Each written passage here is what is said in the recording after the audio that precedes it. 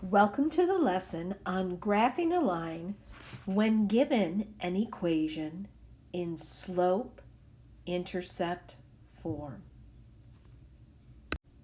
For each problem on the page, we are going to graph a line based on the equation we've been given in slope-intercept form.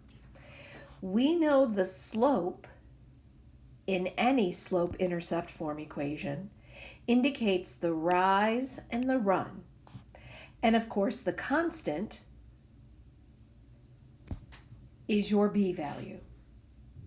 Once we get those two critical pieces of information, we will be able to graph a line. Let's take a look at each equation. We know the slope is the coefficient in front of x. Positive 4 for number 1, positive 2 for number 2, and 1/2 for number 3. And our intercept is the constant. For example, -1 is our anchor intercept. That will be our b value there. Positive 3 will be our anchor intercept, and -1 will be our b value or our intercept. Let's look at the slope though a bit more closely for each of these. We know in number 1 the slope is 4, but think of it as a ratio, 4/1, which means we're going to rise up 4 and run to the right 1. If you take a look at number 2, please record all of these notes. It's a positive 2. As a ratio, rise over run, or delta y over delta x, we're going to rise up 2 and run 1. And lastly, for number 3, it's already in ratio form. We are going to rise up 1 and run to the right 2. Let's begin. Let's take a look at our y-intercept, our anchor point, and that of course is going to lie on the y-axis. Let's start with number 3. You can complete number 1 and number 2 based on what you see as we complete number 3 together. Here we go. We know our intercept, our anchor point on the y-axis is -1. So on the y-axis, make a nice anchor point at -1. From that anchor point, we are going to rise up 1 and run to the right 2. Here we go. Up 1 over 2. That is a solution for that equation. Darken the point. Do it again. Up 1 over 2. Darken the point there. 4, 1 is the solution for this equation. And if we had a little bit more coordinate plane, we would go up 1 over 2. Now, let's reverse the pattern and continue the line in the other direction. Place your pencil point back on the anchor point, -1, and reverse the process. Go over 2, down 1. Put a nice solid dot. -2, -2 is also a solution to this equation. And one more time, over 2, down 1.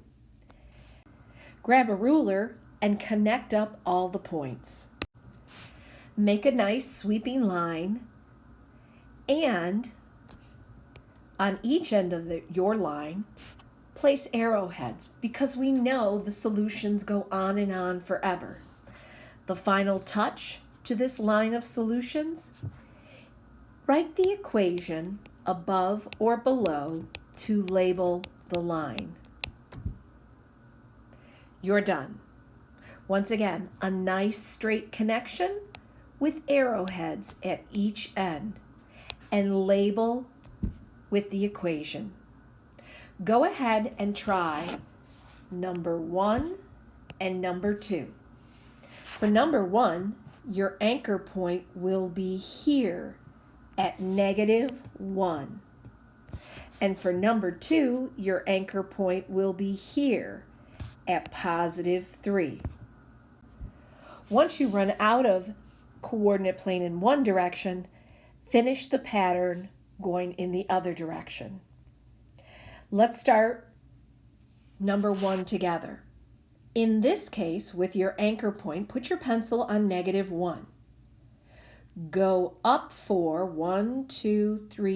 blocks over 1 and make a nice dot. Now, we can't continue. We're out of coordinate plane. So let's reverse it. Put your pencil point back on the anchor point, -1, on the y-axis and reverse it. Go over 1, down 1, 2, 3, 4. So you make that staircase effect. Once you're ready, connect your points with a sweeping line. Make sure you place arrowheads on each end of the line. This is quite a steep pitch. And label the equation above or below the line. Go ahead and complete number 2 on your own. Pause the video, then turn it back on when you're ready to see the correct answer.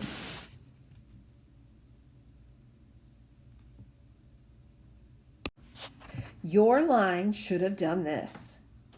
Each time, starting at the anchor point of 3, you should have gone up 2, over 1, and we run out of coordinate plane. So we reverse it. Go back to the anchor point and go over 1, down 2, over 1, down 2, and continue all the way to the edge of the coordinate plane.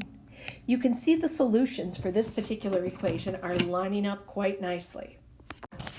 Grab your ruler and draw a nice sweeping line through each point. Label the ends of the line with arrowheads to indicate that this goes on and on forever, that there are an infinite number of solutions. We've just highlighted a few here with our dots. Finally, wrap it up by labeling the equation above or below the line. Go ahead and move on to the next page, where you will encounter some negative slopes.